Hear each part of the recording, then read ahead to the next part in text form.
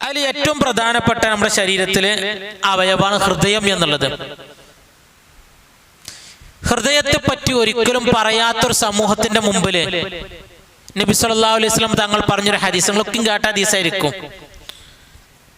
അലാ ഇന്ന ഫിൽ ജസദി മുദ്ഗ ഇദാ സ്വലഹത് സ്വലഹൽ ജസദു കുല്ലുഹു വ ഇദാ ഫസദത് ഫസദൽ ജസദു കുല്ലുഹു അലാ വഹിയൽ ഖൽബ്. ഇന്ന ഫിൽ ജസദി മുദ്ഗ, തീർച്ചയായിട്ടും മനുഷ്യ ശരീരത്തിൽ മുദ്ഗത്തുണ്ട്. മുദ്ഗത്ത് എന്ന് പറഞ്ഞാൽ മാംസ കഷ്ണം എന്നാണ് നമ്മൾ അർത്ഥം വെക്കല്. ശരിക്കും നമ്മളെല്ലാവരും മാംസത്തിന് അറബി പറഞ്ഞ പേരെന്താ? ലഹ്മ്, അലക്ക് എന്നാണ്. ഈ രണ്ടുപേരാണ് ഏറ്റവും കൂടുതൽ പറയുന്ന പേര്. എന്താണ്? ലഹ്മാണ്. ലഹ്മ് എന്ന് പറഞ്ഞാൽ സാധാരണ നമ്മളെ ഇറച്ചിണ്ടല്ലോ അതിന് പറയുന്നത്. അലക്ക് എന്ന് പറഞ്ഞാല് എല്ലിനോട് പറ്റിപ്പിടിച്ച പാടയുമായി ബന്ധപ്പെട്ടതുണ്ടല്ലോ അതിന് പറയുന്നത്. മുദ്ഗത്ത് എന്നുള്ള പ്രയോഗം പ്രയോഗിച്ചത് ഹൃദയത്തിന്റെ ഭാഗത്ത് മാത്രമാണ്. അപ്പൊ അതുപോലെ നമുക്ക് മനസ്സിലാക്കണം, ഈ മുദ്ഗത്ത് സാധാ എന്തല്ല, മാംസ കഷ്ണല്ല. മലഗ എന്ന് പറഞ്ഞാൽ എന്താണ്? ചവച്ചു എന്നാണ് അർത്ഥം വെക്കുക. അപ്പൊ ചവക്കണമെങ്കിൽ അതിന് വലിപ്പേ പറ്റുള്ളൂ. ആ തുടക്കത്തിൽ അതിന് വലിപ്പേ പറ്റുള്ളൂ. പിന്നെ ചവച്ച ഇറച്ചിന്റെ രൂപം കണ്ടുക്കണോ? ഒരു സ്പോഞ്ച് അങ്ങോട്ട് കൊടുക്കുന്ന വലിക്ക, ആ രൂപത്തിലാണല്ലോ ഉണ്ടാകുക. അതുപോലുള്ള ഒരു ശരീരത്തിലുള്ള മാംസ കഷ്ണം ഇത് മാത്രമാണ്. ഇത് മാത്രമാണ്. ഹാർട്ട് മാത്രം, മക്കളൊന്നും എന്തല്ല ആ രൂപത്തിലുള്ളതല്ല എന്ന് പറയും. ഇതാ സ്വലഹത്ത് സ്വലഹൽ ജസദു കുല്ലുഹു, അത് നന്നായ ശരീരം മുഴുവനും നന്നായി. വ ഇദാ ഫസദത്ത് ഫസദൽ ജസദു കുല്ലുഹു, അത് കേടുവന്ന ശരീരം മുഴുവനും കേടുന്നു. അപ്പൊ ഹൃദയത്തെ പറ്റി പറയണേ, ഹൃദയം നന്നായാൽ ഓട്ടോമാറ്റിക് ശരീരം മുഴുവൻ നന്നായി. കേടുവന്നാലോ? അലാ, അറിയണം. വീണ്ടും എന്താട്ടാണ്? ഇപ്പൊ നമ്മൾ പോലെ നല്ല സ്വഹാബത്തിന്റെ സദസ് ഉണ്ടാകുക. നബി തങ്ങൾ പറഞ്ഞ അത്രയും ക്യാച്ച് ചെയ്യില്ല. വീണ്ടും ആരാന്ന് പറയാൻ കാരണം വഹിയൽ ഖൽബ്, അത് ഹൃദയം മാത്രമാകുന്നു പറയാൻ കാരണം അന്നത്തെ ഗ്രീക്ക് ഫിലോസഫി അനുസരിച്ചിട്ട് അന്ന് ഹൃദയം എന്നൊരു സാധനം അനുരാഗത്തിന് വേണ്ടി മാത്രമുള്ളതായിരുന്നു. ഹൃദയത്തിന് പണി എന്തേനു? നമ്മൾ സ്നേഹം പ്രകടിപ്പിക്കാൻ വേണ്ടി മാത്രം ഉണ്ടായിരുന്നു. ഈ ഹൃദയത്തിനെ പണിക്കെടുത്തിരുന്നത് ഏതായിരുന്നു? കരളായിരുന്നു എന്നാണ് അന്നത്തെ ഒരു ശാസ്ത്രം. അപ്പൊ നബി തങ്ങൾ തിരുത്തണം, അതല്ല ചങ്ങായിമാരെ, ഏതാണ്? ഹൃദയമാണെന്ന് പഠിപ്പിച്ചു കൊടുക്കാണ്. അതിൽ നിന്നാണ് ശരിക്കും എന്താട്ടുന്നത് ഓപ്പറേഷനുമായി ബന്ധപ്പെട്ട കാര്യങ്ങൾക്ക് വരുന്നത്. തസ്രീഫ് എന്നൊരു കിതാബുണ്ട് ഓപ്പറേഷത്തെ പറ്റി മാത്രം പറയുന്ന. എന്നാൽ നമുക്ക് ഇങ്ങനെ ചോദ്യം ഉണ്ടാകും, ഉസ്താദെ അത്ര വലിയൊരു വൈദ്യശാസ്ത്ര ഇസ്ലാമിൽ ഇല്ലല്ലോ എന്ന്. നമുക്കിപ്പോ ഏറ്റവും കേട്ട വൈദ്യശാസ്ത്രം ഏതാ? ഇംഗ്ലീഷ് മരുന്നാണ് അല്ലെ. നമ്മൾ അതേപോലെ ഇസ്ലാമിന്റെ ഒരു വൈദ്യശാസ്ത്രം കേട്ടിട്ടുണ്ടാവില്ല. അതിന്റെ ഒരു കാരണം എന്ന് പറഞ്ഞാല് ഹിജ്റയുടെ ആദ്യത്തെ 90 വർഷം എന്നുള്ളത് ഗോൾഡൻ ഏജ് എന്നറിയപ്പെടുന്ന കാലഘട്ടം. അപ്പൊ നല്ല കിതാബുകളൊക്കെ ഒരുപാട് എല്ലാ വിഷയത്തും മുസ്ലിങ്ങൾ തിളങ്ങിയിരുന്നു. അതിനുശേഷം ഇസ്ലാമില് പല അവാന്തര വിഭാഗങ്ങളും ഉടലെടുക്കുകയും അതിനെ പ്രതിരോധിക്കാൻ വേണ്ടിയിട്ട് നമ്മുടെ ഏറ്റവും കൂടുതൽ എനർജി ചെലവഴിക്കേണ്ടി വന്നു. നമ്മൾ കേരളത്തിൽ വന്നൊന്നും പറഞ്ഞ് സിമ്പിളായിട്ട് പറയാൻ കഴിയും. 1921 വരെ നമ്മൾ മുസ്ലിംസൊക്കെ നല്ല ഒറ്റക്കെട്ടിലുണ്ടായിരുന്നത്. 21 മലബാർ കലാപത്തിന്റെ അടിയിലാണ് എന്താട്ടുന്നത് വക്കം മൗലവി നമ്മളെ യുദ്ധത്തിലേക്ക് എടുത്തിരുന്നതും മൂപ്പര് നാട് വിടുന്നതും 26ഓട് കൂടിയിട്ട് കേരളത്തിൽ വീണ്ടും വരുന്നതും ബിദഅത്തിന്റെ ആശയം കുത്തിച്ചലിപ്പിക്കുകയും ചെയ്യുന്നത്. അതുവരെ ഉണ്ടായിരുന്ന ഈ ഉമ്മത്തിന്റെ എനർജി മുഴുവനും ഒഴുക്ക് മാറേണ്ടി വന്നു. ബിദഅത്തിനെ എതിർക്കേണ്ടി വന്നു. ശരിക്കും മുജാഹിദ് ജമാഅത്തിനൊക്കെ എതിർക്കേണ്ട ഒരു കാലഘട്ടം അവിടെ നിന്നാണല്ലോ വന്നത്. ശരിക്കും അതേ ഒരു അവസ്ഥയാണ് മുസ്ലിം ഉമ്മത്തിനുണ്ടായത് 90-ന് ശേഷം. അപ്പോൾ ഇതുപോലുള്ള പഠനശാഖയിൽ നിന്ന് അല്പം പിന്നോട്ട് നിൽക്കുകയും ഏറ്റവും പ്രധാനപ്പെട്ട കാര്യത്തിൽ ശ്രദ്ധ കൊടുക്കുകയും ചെയ്യേണ്ടി വന്നു. അങ്ങനെ എല്ലാതും പറയുന്ന സ്ഥലത്ത് ഹൃദയത്തിന്റെ വിഷയം പറഞ്ഞല്ലോ. ശരിക്കും ഒരു മനുഷ്യന്റെ ഏറ്റവും പ്രധാനപ്പെട്ട അവയവം ഏതാ? ഹൃദയം തന്നെയാണ്. ചിലപ്പോൾ നമുക്കൊക്കെ അറിയാം, നമ്മുടെ നാട്ടിൽ ഒരുപാട് ആൾക്കാർ ചിലപ്പോൾ രോഗികളായിട്ട് ഒരുപാട് ഉദാഹരണത്തിന് ഊരവേദന അങ്ങനെ പല രോഗമായിട്ട് ഇങ്ങനെ കിടക്കും. ഒരു കുഴപ്പമുണ്ടാവില്ല, ഒരു എല്ലാ പണി ഇതാക്കും. അവസാനം ടെസ്റ്റ് ചെയ്തേക്ക് ഇത് ക്യാൻസർ ആണെന്ന് അറിഞ്ഞാല് പിറ്റത്തെ ദിവസം മുപ്പര് നീക്കുവോ? ഇല്ലല്ലോ, അവിടെ കിടക്കും. എന്തേ കാരണം? ഹൃദയത്തെ ബാധിച്ചു എന്നുള്ളതാണ്. ഒരാൾക്ക് കാലുകൊണ്ട് നടക്കാൻ വയ്ക്കാത്ത ഒരാളുണ്ട്. ഇന്നാ മൂപ്പരെന്താട്ടും വടിയിലും കുത്തിപ്പിടിച്ചിട്ടെല്ലാം ചെയ്യും.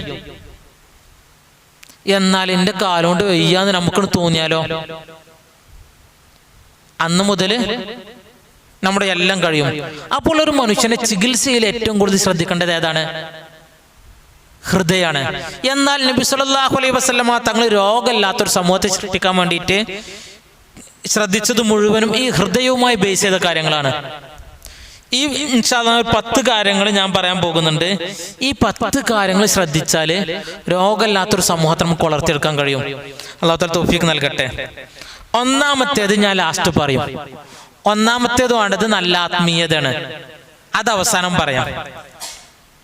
രണ്ടാമത്തേത് വേണ്ടത് നല്ല ശ്വസനം. ഇന്നിപ്പോ നമുക്ക് ഖുർആൻ പാരായണം ചെയ്തല്ലോ അല്ലെ? ഒറ്റ ശ്വാസത്തിൽ ഒരു ആയത്തോതാമൻ നമുക്ക് കഴിയോ? ഒരു ആയത്തൊറ്റ ശ്വാസത്തിൽ നമുക്ക് ഓതാൻ കഴിയോ? കഴിയില്ല.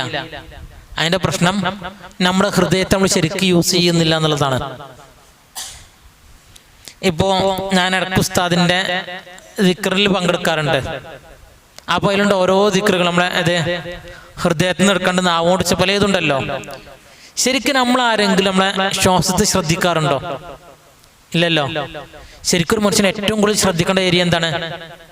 അവന്റെ ശ്വസനാണ്. എന്ത്? കാരണം ഭക്ഷണത്തിന് നമ്മൾ എത്രമാത്രം ശ്രദ്ധിക്കുന്നുണ്ടോ അതിനേക്കാൾ നമ്മുടെ ശരീരം നിലനിൽക്കാൻ ബന്ധപ്പെട്ടത് എന്താണ്? ഓക്സിജനാണ്, ശ്വസനാണ്. എന്നാൽ നമ്മൾ ആരും ശ്രദ്ധിക്കുന്നില്ല എന്നുള്ളതാണ്. ഞാനിതിൽ മറ്റൊരു ചികിത്സ ഇങ്ങനെ ആഡ് ചെയ്ത് ഇങ്ങനെ പോകട്ടോ. നമ്മുടെ ഈ കയ്യിന്റെ ഈ ഭാഗം ഉണ്ടല്ലോ, ഇത്ര ഏരിയ ഇവിടെ ഇങ്ങനെ വരണ്ട, ഈ മുകൾ ഭാഗം, അവിടെ നിന്ന് എല്ലാവരും ഇങ്ങനെ പിടിച്ചൊന്ന് ഇങ്ങനെ അമർത്തി വെക്കി. കുറച്ച് വേദനിക്കാൻ വേണ്ടിയിട്ടുണ്ടോന്ന് അമർത്തി വെക്കി എല്ലാവരും. അവിടെ കുറച്ച് അവിടെ എല്ലായിടത്തും നിൽക്കുക. ഏതേലും ഏരിയയിൽ കുറച്ച് വേദന കൂടുതലുണ്ടോ നോക്കി വെക്കി.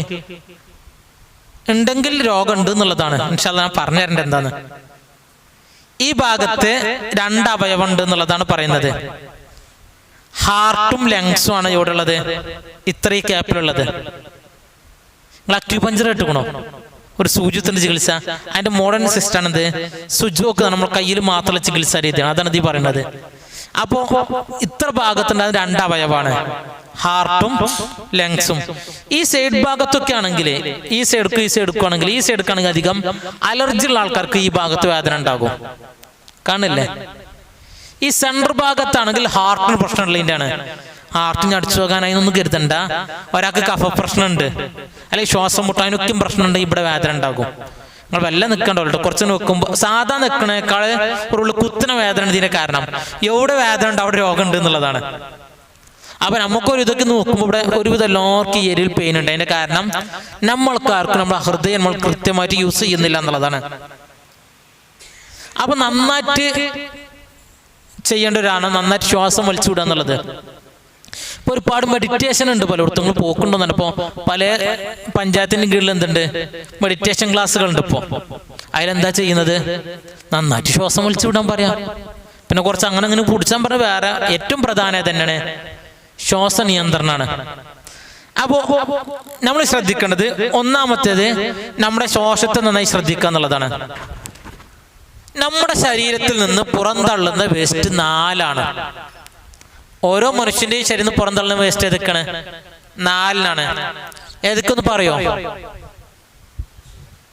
1 മലം, മൂത്രം, വിയർപ്പ്, കാർബൺ ഡൈ ഓക്സൈഡ്.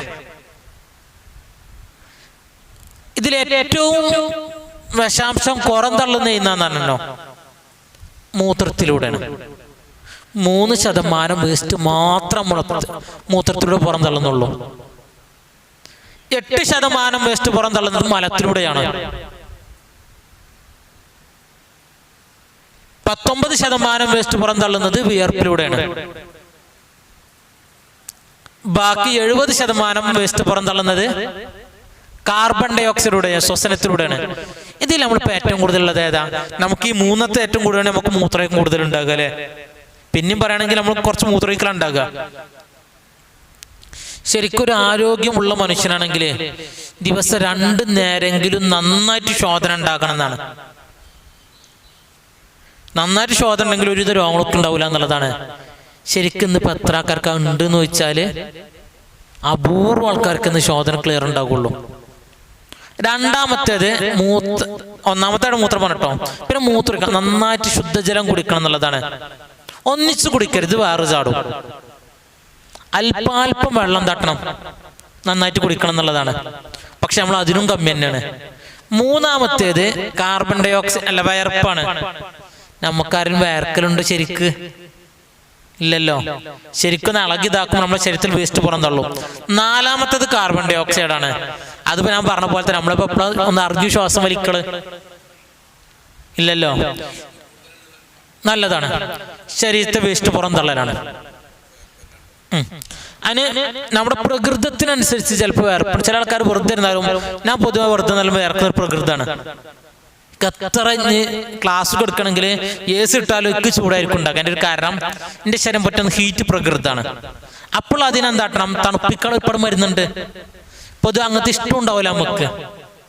ഇൻഷാ അല്ലാഹ് ലാസ്റ്റ് കഴിഞ്ഞിട്ട് നമുക്ക് സമയം പോലെ ചെയ്യാട്ടോ.